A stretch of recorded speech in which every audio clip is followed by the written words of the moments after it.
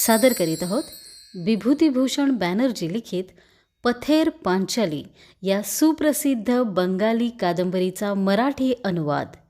अनुवादक प्रसाद ठाकूर. भाग 1. इंदिरा आत्या. निश्चंडीपूर गावाच्या अगदी उत्तर टोकाला दगडविटांनी बांधलेल्या एका जुन्या घरात हरिहर रे हा ब्राह्मण गृहस्थ राहत असे. साधारणपणे बंगालमधील खेड्यांमध्ये असतात तसंच ते एक साधं आणि छोटंसं घर होतं. घराच्या आवाराभोवती बांधलेल्या भिंतीला एक लहानसं दार होतं. तिथून आत आलं म्हणजे अंगणात आणि अंगणातून घरात प्रवेश करता येत असे. एका बाजूला पुन्हा तसंच आणखी एक अंगण होतं आणि त्याच्या मागे स्वयंपाक खोली होती. हरिहरला फार सधन गृहस्थ म्हणता आलं नसतं. थोड्याफार वडिलोपार्जित शेतीवर त्याची आपल्या कुटुंबासह गुजराण चालू होती. शिवाय तो पौरोहित्यही करीत असे आणि त्यातून त्याला थोडंफार उत्पन्न मिळत असे. आवाराच्या एका कोपऱ्यात आणखी एक झोपडी वजा खोली होती. हरिहरच्या दूरच्या नात्यातली एक विधवा त्या खोलीत राहत असे. ती म्हणजेच इंदिरा ठाकुरन.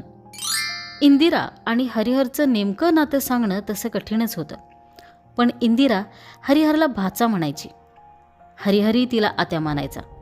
त्यामुळं हरिहरची पत्नी सर्वजया तिला ठाकूरजी म्हणायची आणि अर्थातच इंदिरा आत्या सर्वजयाला बहू म्हणून हाक मारायची. त्यामुळं हरिहरची लहानगी कन्या दुर्गा ही सुद्धा इंदिरा ठाकूरनला आत्या म्हणायची. एकंदरीत इंदिरा ही हरिहरच्या कुटुंबात इंदिरा आत्या म्हणून सामावून गेली होती. सकाळची वेळ होती. नुकतेच अंगणात आलेले सूर्यकिरण हळूहळू पुढे सरकत जाऊन ओट्यावर आणि इंदिरा आत्याच्या अंगावर पसरले. इंदिरा आत्या एक पितळी वाडगा पुढ्यात घेऊन त्यातला भात अधाशासारखा भरभर खात होती. खरं म्हणजे ती एकादशीचा उपवास सोडत होती. त्यामुळंच ती एवढ्या सकाळी जेवायला बसली होती. आपल्या बोळकं झालेल्या तोंडानं ती अगदी मन लावून आणि मिटक्या मारत अगदी एकाग्रपणे वाडग्यातला भात संपवत होती. तिचं सगळं लक्ष त्या वाडग्यावरच केंद्रित झालेलं होतं. इतकं की सगळा भात खाऊन होईपर्यंत तिनं एकदाही मान वर करून पाहिलं नाही. हरिहरची 6 वर्ष वयाची मुलगी दुर्गा इंदिराच्या समोरच बसली होती. दुर्गा मूकपणे बसली होती, पण तिचे आशाळभूत डोळे एकदा भाताच्या वाडग्याकडे तर एकदा इंदिराच्या तोंडाकडे असे सारखे खालीवर होत होते. जसजसा वाडग्यातला भात कमी कमी होत चालला तसतशी दुर्गा निराश होत गेली. 1-2दा तिला वाटलं सुद्धा की आत्याला भात मागावा. त्यासाठी तिनं तोंड उघडलंही होतं, पण का कुणास ठाऊक ती आवंडा गिळून तशीच बसून राहिली. इंदिरा आत्यानं चाटून पुसून सगळा भात संपवला. बोटं चाटत आणि समाधानाचा ढेकर देत तिनं वर पाहिलं तर तिची नजर समोरच बसलेल्या दुर्गावर पडली. दुर्गाच्या डोळ्यातली ती भूक पाहून इंदिरा म्हणाली, "अगं बाई पोरी, तू इथंच बसली आहेस होय? तुझ्यासाठी थोडा भात ठेवावा हे मला ध्यानातच आलं नाही माझ्या. किती ग मी अप्पलपोटी." दुर्गाच्या डोळ्यातली निराशा लपून राहिली नव्हती. सुस्कारा टाकून ती म्हणाली, "असू दे ग आत्या." इंदिराजवळ 2 पिकलेली केळी होती. त्यातलं एक घेऊन तिनं ते तोडलं आणि त्याचा अर्धा भाग दुर्गाला दिला. भुकेल्या दुर्गाचे डोळे आनंदाने चमकले. तिनं चटकन ते घेतलं आणि अधाशासारखी खाऊ लागली. पण ते भाग्य तिला फार वेळ लाभलं नाही, कारण तेवढ्यात घरातून तिच्या आईची हाक कानावर आली. "तू पुन्हा तिथं कशाला चिकटलीस? चल ये इकडे." इंदिरा त्या म्हणाली, "अगं बसू दे घसून बाई, ती काही त्रास देत नाही. नुसती बसली आहे माझ्याजवळ, बसू दे की." "मूर्ख कुठली," सर्वजया ओरडली. "कोणी काही खात असले की ही तिथं पोचलीच म्हणून समजा. तुम्ही खाता आणि ती तुमच्या तोंडाकडे बघत बसते. मला नाही आवडत ते. उठ ग कार्टे, इकडे बघू चटकन." नाराजीनंच दुर्गा उठली आणि भीत भीत घरात गेली. सकाळचं ऊन अंगावर घेत इंदिरा जुन्या आठवणींमध्ये बुडून गेली. आज पुन्हा एकदा काही हव्या असलेल्या आणि काही नको असलेल्या आठवणींनी तिच्या मनात गर्दी केली. अगदी लहान वयात झालेलं ते लग्न, त्यावेळी आपण किती छान दिसत होतो हे सगळं तिला आठवलं. कधी काळी पूर्व बंगालमधील एका कुलीन ब्राह्मणाशी तिचं लग्न झालं होतं. स्वतःला कुलीन समजणारे हे ब्राह्मण अनेक बायका करण्याबाबत कुप्रसिद्ध असत. इंदिराचा नवराही तसलाच होता. तो इंदिराला क्वचितच भेटायला यायचा, कारण त्याचं घर खूप दूर असलेल्या कुठल्या तरी एका खेड्यात होतं. त्यानं कधीही इंदिराला आपल्या घरी म्हणून नेलं नाही. परिणामी कधी काळी आपलं लग्न झालं होतं हेही इंदिरा विसरून गेली होती. एकदाच त्यानं आपल्या 2 वर्षाच्या कन्येसाठी थोडी मिठाई आणली होती. तेवढीच एक आठवण्यासारखी गोष्ट. लोक सांगत की तो मोठा विद्वान ब्राह्मण आहे. कालांतराने इंदिराचे आईवडील वारले, तेव्हा ती भावाच्या आश्रयानं राहू लागली. पण दुर्दैवानं तिचा तो भाऊही तरुण वयातच मरण पावला. त्यामुळे ती नाईलाजानं तिच्या रामचंद्र नावाच्या काकांच्या आश्रयानं जगू लागली. एक दिवस इंदिराला एक पत्र मिळालं, पण तिला वाचता येत नसल्यामुळं ते पत्र घेऊन ती काकांकडे गेली. तिथं गेली तर काकांच्या खोलीत बरीच माणसं हास्यविनोद करत आणि बुद्धिबळ खेळत बसली होती, तर काही माणसं हुक्का ओढत लोडाला टेकून आरामात बसली होती. काय ग इंदिरा? काकांनी विचारलं. इंदिरा लाजली. ते पत्र काकांच्या हातात ठेवत ती म्हणाली, पत्र आले. पत्र वाचून काका एकदम खेकसलेच. कुणी आणून दिलं हे? ह्यांच्या गावाचा एक माणूस देऊन गेला. माझ्या नवऱ्याकडून असं ती म्हणू शकली नाही, कारण तसं म्हणणं पद्धतीला धरून झालं नसतं. सुस्कारा सोडून काका म्हणाले, चल ये माझ्याबरोबर. आणि ते इंदिराला घरात बायकांजवळ घेऊन गेले. आता त्या सगळ्या आठवणी इंदिराला नकोशा वाटतात. तेव्हा ती इतकी रडली होती की आता तिच्या डोळ्यातून टिपूसही येत नाही. त्या स्त्रियांनी तिच्या हातातल्या बांगड्या फोडून टाकल्या, तिच्या कपाळावरचं सौभाग्यचिन्ह पुसून टाकलं. तिच्या पायातल्या तिला फार आवडणाऱ्या चांदीच्या साखळ्यासुद्धा त्याने काढून घेतल्या. त्यानंतर गावाजवळच्या तळ्यात तिला अंघोळ करायला सांगण्यात आलं आणि तेव्हापासून तिच्या अंगावर विधवेची वस्त्र आली, ती कायमचीच. पण आज त्या आठवणी आल्या म्हणून ती रडणार आहे थोडीच. अशा खूप आठवणी दररोज तिच्या मनात गर्दी करत असतात. आईवडील गेले, भाऊ गेला, त्यानंतर लग्न होऊन सासरी गेलेली तिची मुलगी अगदी अल्पवयात मरण पावली. ते सगळे दुःखद प्रसंग आठवून इंदिराला आता फार एकाकी वाटतं. हरिहरचे वडील रामचंद्र काका तिला या घरात घेऊन आले. त्यावेळी हरिहर अगदी लहानगा गोड मुलगा होता. मग हरिहरचं लग्नही तिला आठवलं. नवरी होऊन घरात आलेली सर्वजयासुद्धा किती छान आणि सुंदर होती. सगळं घर रोषणाईनं झगमगत होतं. घरात सगळीकडे नुसता आनंदी आनंद भरलेला होता. पण तेव्हा छान दिसणारी ती नवी नवरी पुढे भलतीच भांडखोर निघाली. त्यानंतर कित्येक वर्ष उलटली, कित्येक फुलं फुलली आणि कोमेजली. जॉन्सन अँड जॉन्सन हा नीळ बनवणारा कारखानाही इच्छामतीच्या पाण्यात गवताच्या काडीसारखा वाहून गेला. इंदिरा मात्र अजूनही जिवंत आहे. आता ती काही पूर्वीसारखी हसरी आणि सडपातळ राहिलेली नाही, तर 75 वर्षांची वृद्धा झाली आहे. गालफडं पार बसली आहेत आणि शरीर कमरेतून वाकलं आहे. डोळ्यांनाही दूरचं काही दिसत नाही. आज इंदिरा डोळे मिटून भूतकाळात पाहते तेव्हा तिला आणखी बरीचशी दृश्य जशीच्या तशी नजरेसमोर दिसतात. दर पंधरवड्याच्या उपवासानंतर ती जेवायला बसायची, तेव्हा रामचंद्रची बायको स्वतःच्या हातानं तिला भरवायची.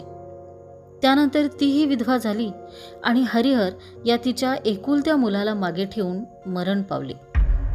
हरिहर कसा खेळायचा, उन्हाडक्या करायचा ते तिला आजही स्पष्ट आठवतं. एके दिवशी तर चिंचेच्या झाडावरून पडून त्यानं हात मोडून घेतला होता. त्यानंतर 2-3 महिने अंथरुणात काढले, तेव्हा कुठे पुन्हा चालू फिरू लागला.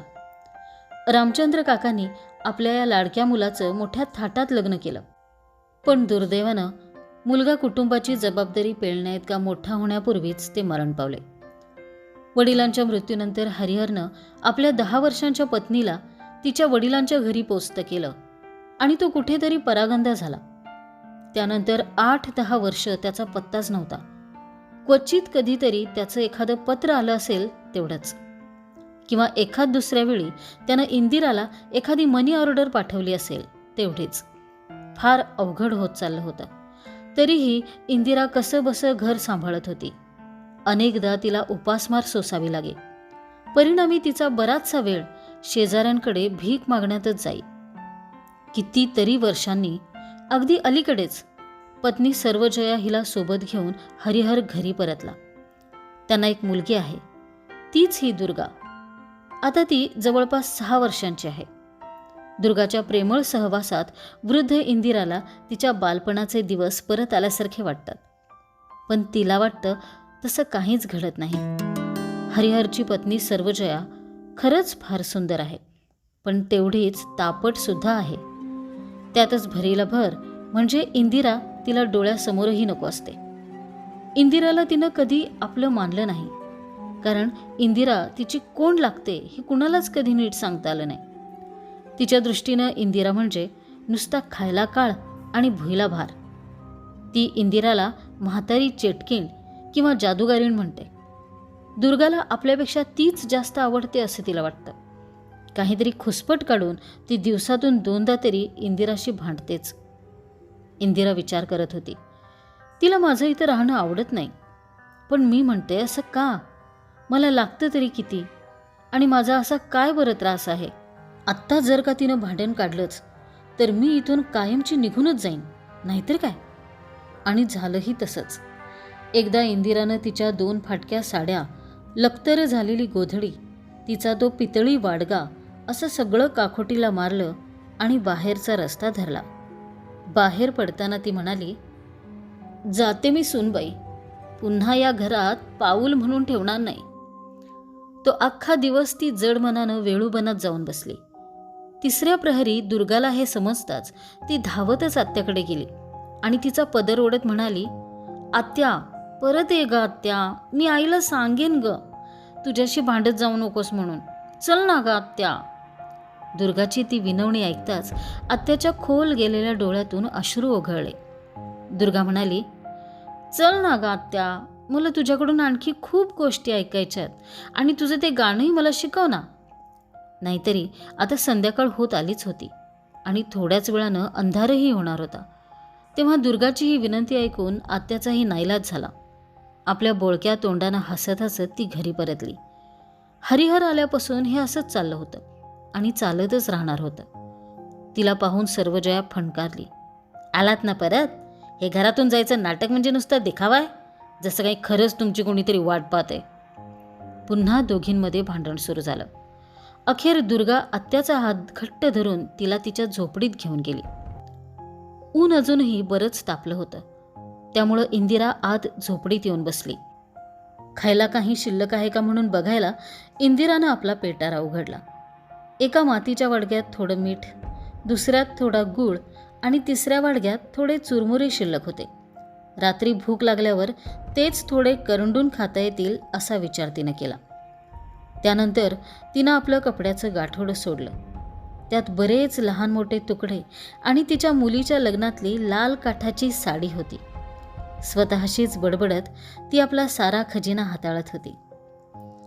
एके दिवशी या सगळ्या तुकड्यांची एक गोधडी शिवावी म्हणते, असं म्हणत तिनं ते सगळे जुनाट तुकडे पुन्हा एकदा घट्ट बांधले आणि तसेच एका बाजूला ठेवून दिले.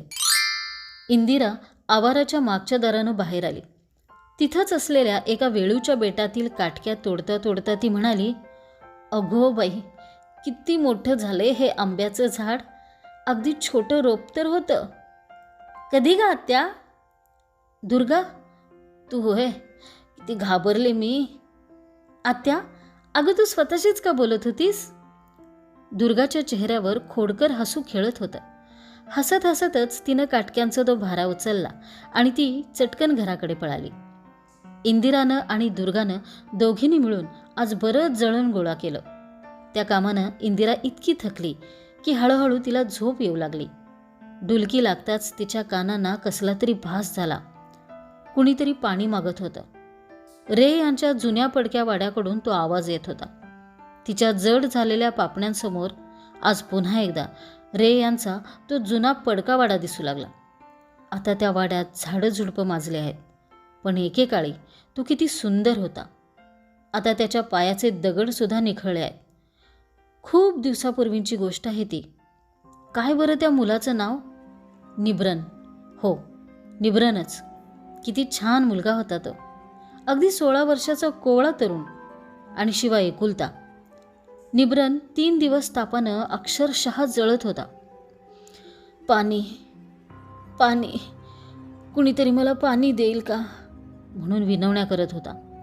पण ग्रामवैद्य कविराज म्हणाले की नाही, मुळीच नाही. पाणी दिलं तर ताप पुन्हा वाढेल, पाणी दिलं नाही तर अंगातला ताप आतल्या आत जळून जाईल. पण निब्रन हा अल्पवयीन मुलगा होता. त्याचा ताप तर जळला नाहीच, उलट त्या तापानं निब्रनलाच जाळून टाकलं. आता तिथं काही म्हणता काही उरलेलं नाही. रे यांचा पूर्ण निर्वंश झाला. घोटभर पाण्यासाठी निब्रननं मारलेल्या त्या हाका वेळूची ही बेटं कदाचित अजूनही विसरली नसतील. आत्या, तू झोपलीस का ग? अगं बाई, मी म्हातारी माणूस, मला काय केव्हाही झोप येते. बरं, असू दे, चल घरी.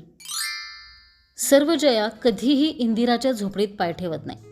पण तिची कन्या मात्र दररोज आत्याकडे जाते आणि गोधडीवर बसून तासनतास पर्यांच्या गोष्टी ऐकते. तिनं आजवर इतक्या गोष्टी ऐकल्या आहेत, तरीही एखाद दिवशी ती म्हणते, आत्या, ती 50 वर्षापूर्वीच्या दरोड्याची गोष्ट सांग ना. खरं म्हणजे ती गोष्टसुद्धा तिनं खूप वेळा ऐकली आहे. पण 4 दिवस गेले की तिला पुन्हा ती गोष्ट ऐकण्याची लहर येते.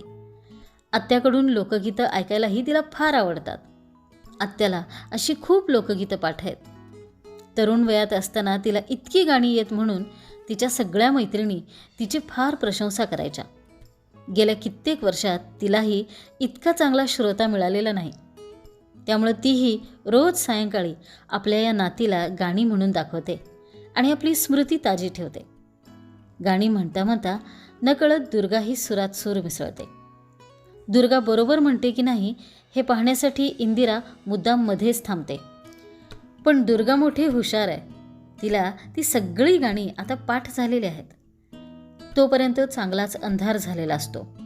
तेवढ्यात दुर्गाची आई तिला जेवायला बोलवते. दुर्गाचा भलताच नाईलाज होतो. तिला उठावंच लागतं. आजही संध्याकाळी दुर्गानं आत्याजवळ बसून खूप गोष्टी ऐकल्या. तिच्या थरथरत्या आवाजातील अंगाई गीतं ऐकली. त्या गोष्टी, ती गाणी ऐकताना तिला खूप आनंद झाला. तेवढ्यात सर्वजयाची हाक आलीच, दुर्गा, जेवायला चल बरं, किती उशीर झालाय. दुर्गा निघून गेल्यावर इंदिरानं फाटकी गोधडी अंथरली आणि तिच्यावर आपली हाडं टाकून दिली.